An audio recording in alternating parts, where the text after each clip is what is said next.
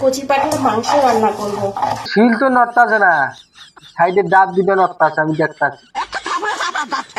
দেহ বালা, দেহ শাসি হয়েছে, দেহ খাইয়ে দেওয়ার না কষ্ট আমার। শিলনোড়ায় মশলা না করলে হয়?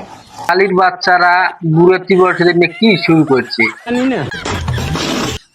বাগুন বাগুন বাইর করে দিয়ে ভিডিও বানায়, এগোর কি ফ্যামিলিতে মিলে দেয় না কেন?